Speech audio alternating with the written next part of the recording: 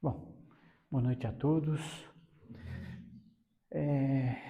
Nós vamos conversar hoje e o tema proposto é a lei de amor na construção da paz.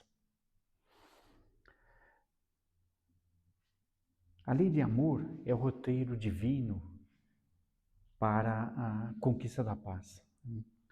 Na visão espírita, a verdadeira paz não é a ausência de conflitos, principalmente conflitos externos, tá? Mas o equilíbrio da consciência. Ela se constrói pela vivência ativa do amor e da caridade, substituindo então o egoísmo, uma das chagas da humanidade, né, pela fraternidade. Nós podemos dizer que a paz duradoura, ela nasce da harmonia íntima com as leis divinas. Tá? Então, o amor é a essência do Criador. Ele resume toda a doutrina de Jesus, né, na palavra do amor.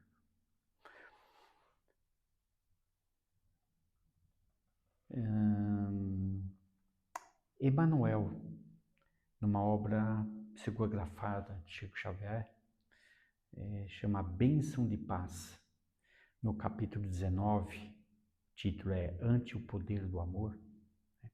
Então ele já fala o seguinte, abre aspas, ninguém conseguirá manter a ordem sem a justiça, mas ninguém constrói a paz sem amor.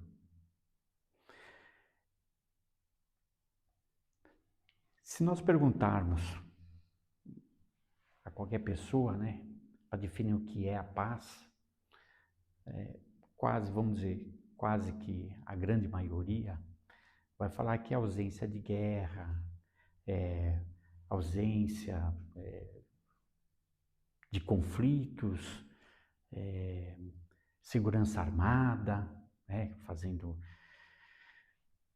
Só que veja bem, a visão espírita nesse sentido, né, ela fala que a verdadeira paz é uma conquista íntima, uma coisa de dentro de nós, tá? Então, ela não depende do exterior. Então, é o estado de equilíbrio, vamos dizer assim, né, que a alma compreende o seu papel no mundo.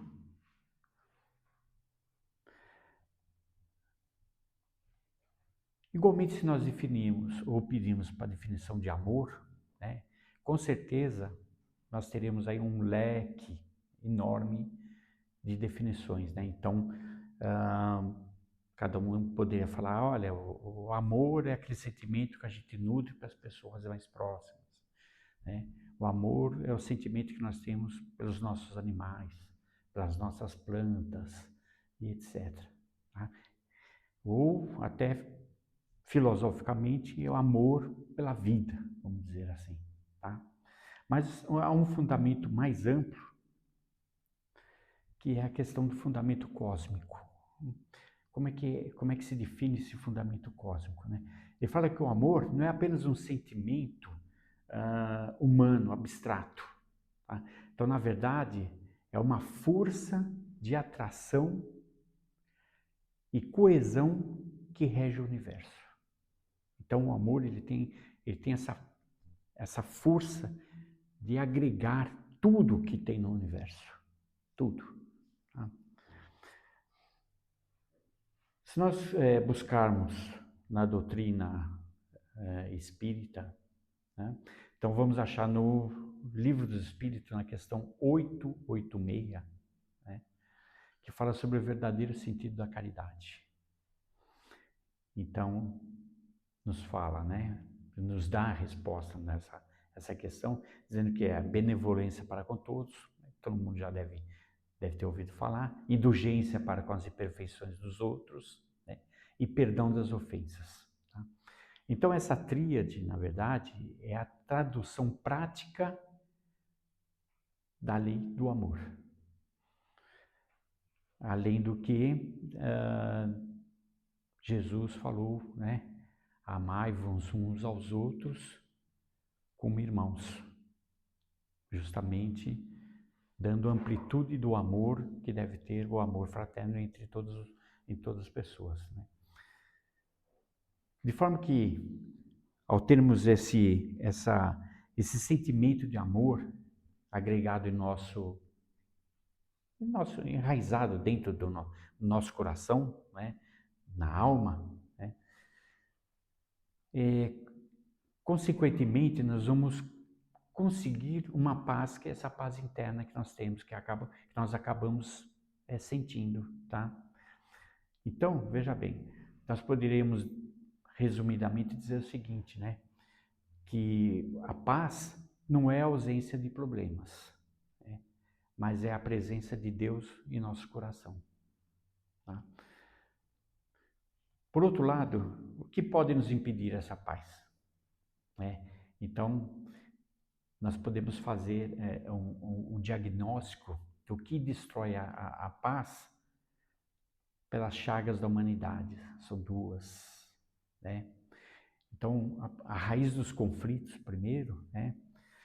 No livro dos Espíritos, a questão 913, ele nos fala que o maior obstáculo à paz é o egoísmo. Então, o egoísmo, ele gera necessidade de dominação, necessidade de intolerância, discórdias, tá? Então, isso seja familiares, sociais, a comunidade, tá? Então, o egoísmo é a fonte de todos os vícios, assim como a caridade é a fonte de todas as virtudes, o lado antagônico, né? Entretanto, o egoísmo experimenta, ainda que inconsciente, o egoísta, melhor dizendo, ele experimenta, ainda que inconsciente, uma solidão, podemos dizer, uma solidão opcional, tá? Por quê? Porque o egoísta, ele se isola, ele se isola dentro das suas próprias necessidades e enxerga o próximo como um concorrente ou inimigo, ou como uma ameaça, né? Então, a lei do amor quebra essa barreira, ao nos lembrar da lei de sociedade, que diz a lei de sociedade, né? Que devemos nos esforçar para o crescimento de todos, da coletividade.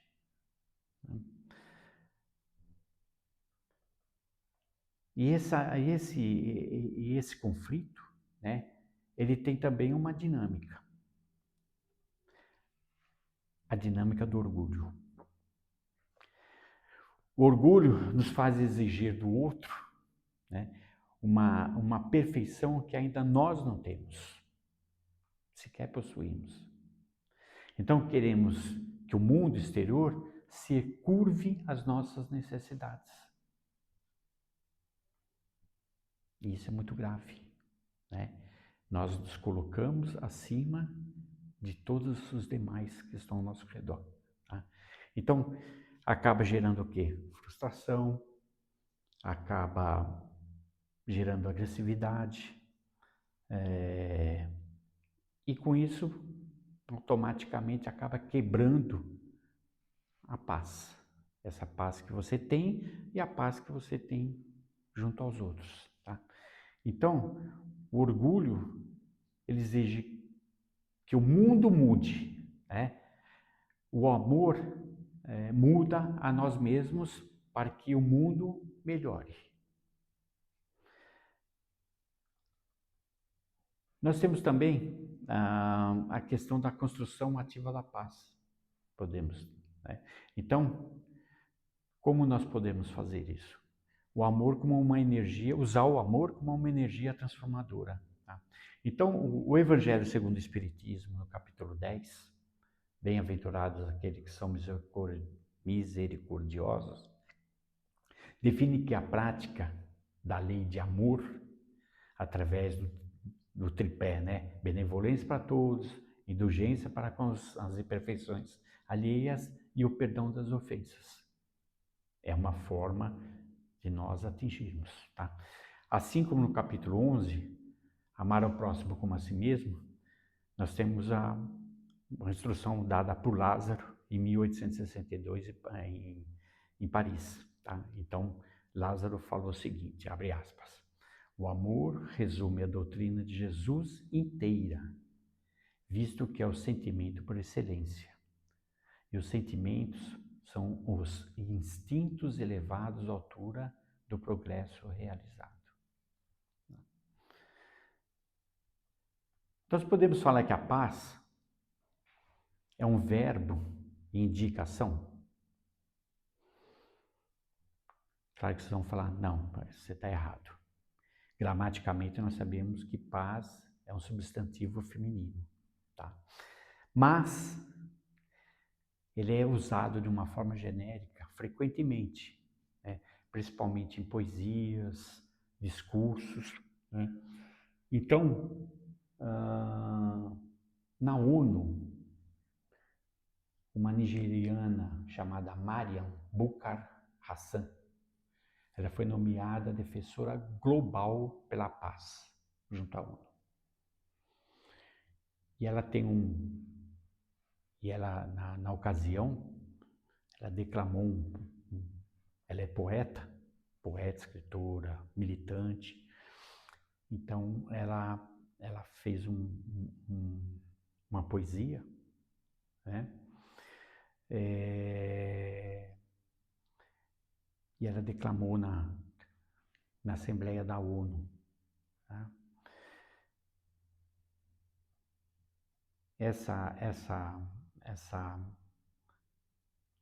Essa poesia trata justamente da questão da paz, né? E ela dá a exata dimensão para nós do quanto nos é importante e importante para o mundo. Tá? Só para título de informação, tá? O verbo oficial que carrega exato significado de paz, ele é pazear. Tá? Não é muito comum ouvir esse verbo, tá? Mas existe esse verbo, ok? Vamos fazer um break aqui. E eu vou pedir licença para ler a poesia da Mariam Bukar Hassan, tá?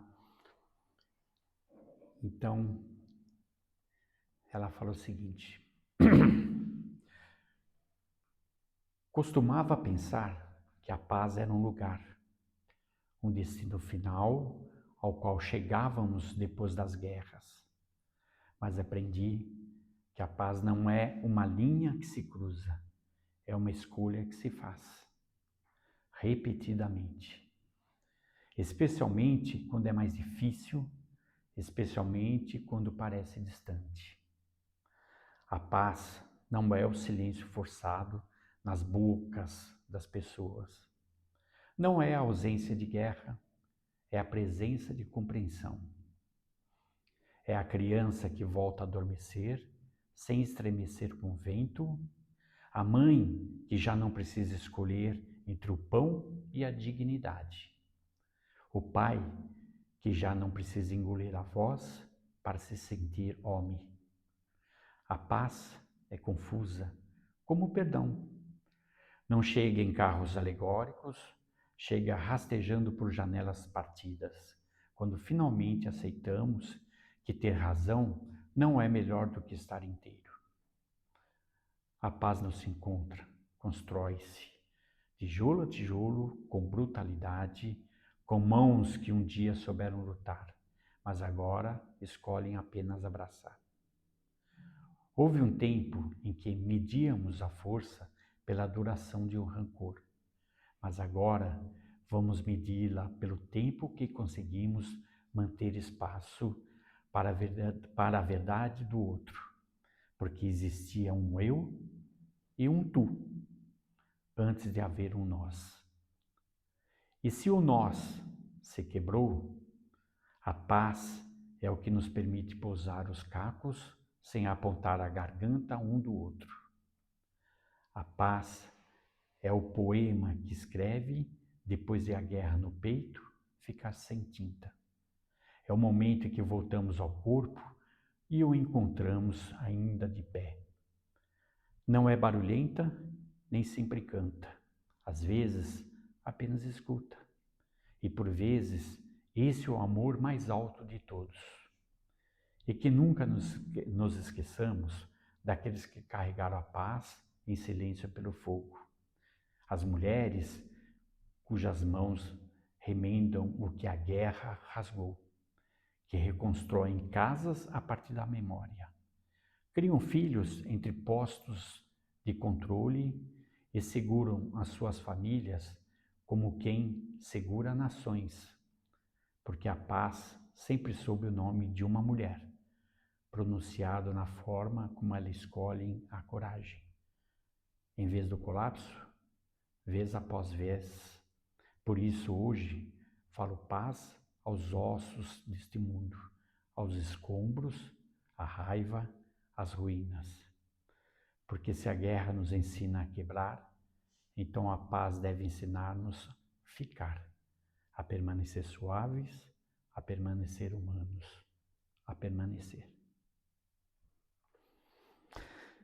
Muito lindo esse poema dela.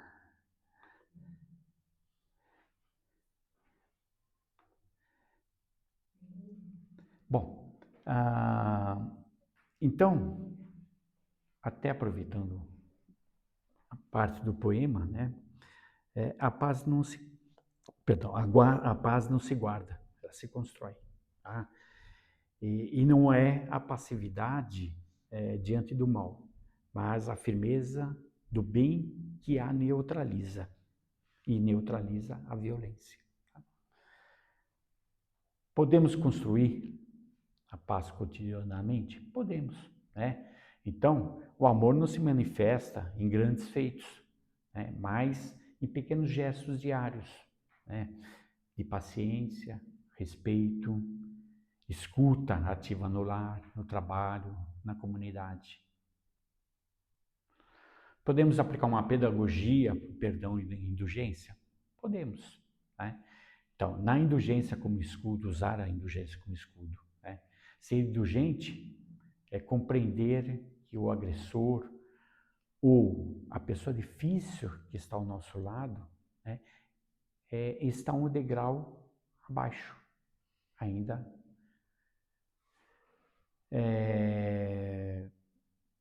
de um patamar um pouco inferior, vamos dizer assim. Tá?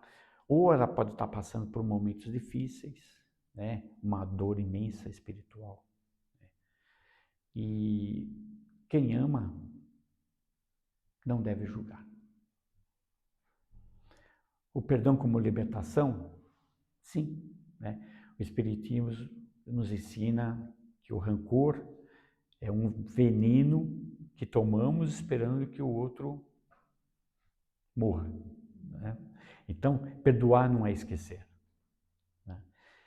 O fato mais retirar essa carga emocional destrutivo que está ligada a ele. Tá? Então, é um ato de amor próprio que gera a paz mental.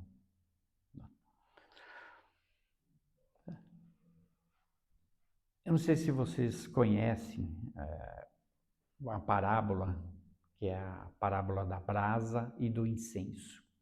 Tá? Então, conta que um jovem discípulo,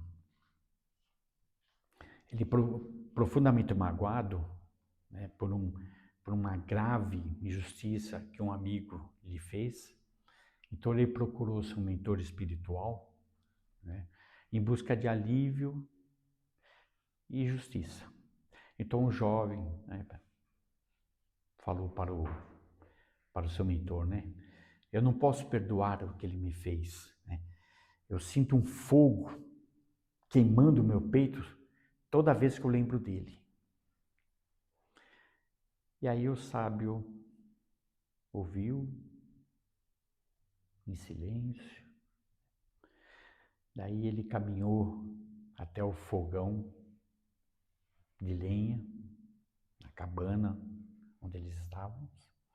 Ele pegou uma brasa viva, né, e disse para o jovem: se você segurar esta brasa com as mãos nuas para jogá-la no seu inimigo, quem queimará primeiro? O jovem rapidamente respondeu: ora, eu com certeza. Aí o mentor devolveu a brasa no fogão e pegou um incenso aceso e o entregou ao rapaz, dizendo: a mágoa é a brasa. Queima quem a carrega antes de atingir o outro. O perdão é este incenso. Mesmo que o vento sopra contra, ele primeiro vai perfumar a mão de quem o segura. Moral da parábola: perdoar não é dar razão ao erro do outro. É escolher perfumar a própria alma com a paz, em vez de queimá-la com rancor. E podemos dizer mais ainda, né? Que guardar mágoa é tomar veneno esperando que o outro morra. Perdoar é libertar um prisioneiro e descobrir que esse prisioneiro era você.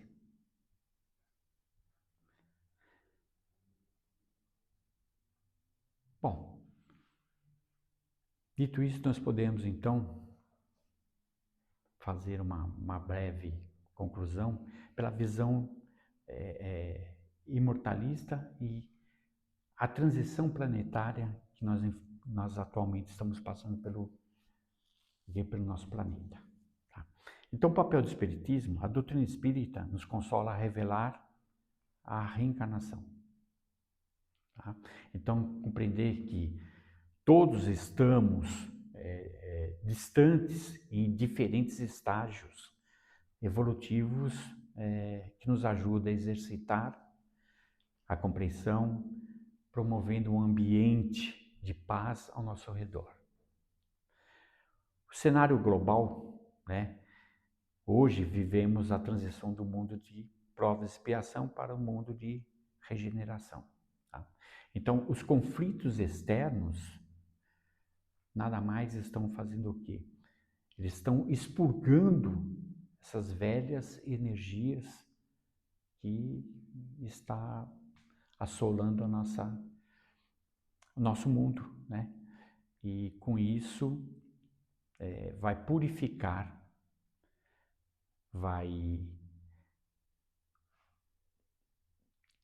tirar mais as energias negativas, né? E as energias benéficas hão de prevalecer e, consequentemente, a paz também vai virar no rastro, né? No rabeio. Tá? Então, a Terra só será um planeta de paz quando todos os corações humanos se pacificarem. Isso é certo. Tá? Então, cada indivíduo que escolhe responder à ofensa com a paciência antecipa a regeneração da orbe. Então, cabe a nós, a cada um de nós, procurar começar a fazer esse tipo de exercício, né?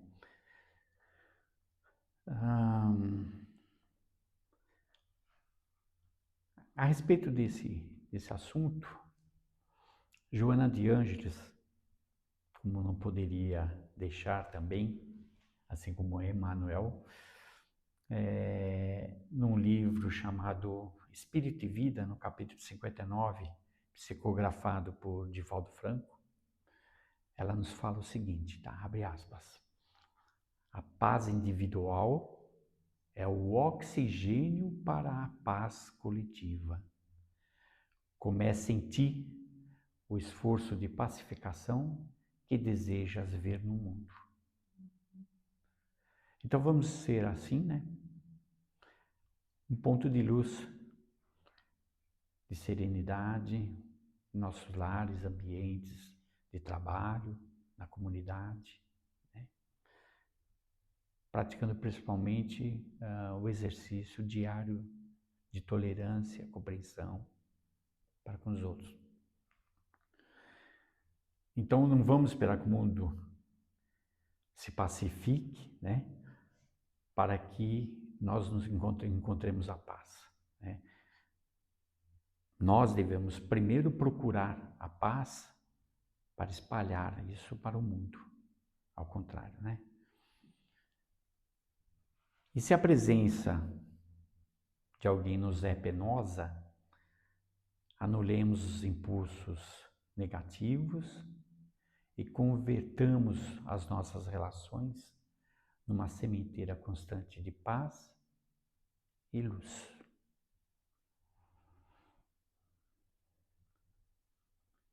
Bom, basicamente era isso que eu tinha que passar para vocês. Tá?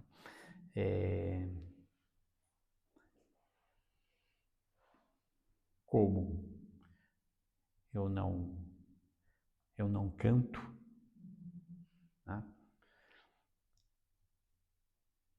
Então vamos fazer um agradecimento especial. Tá?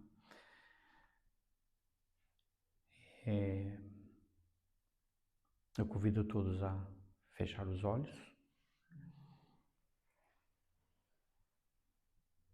e ouvirem com a alma essas pequenas palavras, tá? Amado Mestre Jesus, guia e modelo de nossas vidas, entregamos a Ti, nesse instante, as vibrações de paz colhidas na reflexão desta noite. Que a Tua lei de amor, gravada em nossas consciências, deixe de ser apenas letra em nossos livros e passe a ser a bússola viva de nossas atitudes. Fortalece-nos, Senhor, para que, ao sairmos por aquela porta, saibamos silenciar diante da ofensa, acolher as imperfeições do próximo com indulgência e libertar nossos corações por meio do perdão. Faz de cada um de nós um operário ativo da paz, começando no solo sagrado no nosso próprio lar. Que a Tua luz envolva toda a humanidade em transição e que a Tua serenidade permaneça conosco hoje, amanhã e por todo sempre. Que assim seja. Obrigado a todos e um bom fim de noite a nós.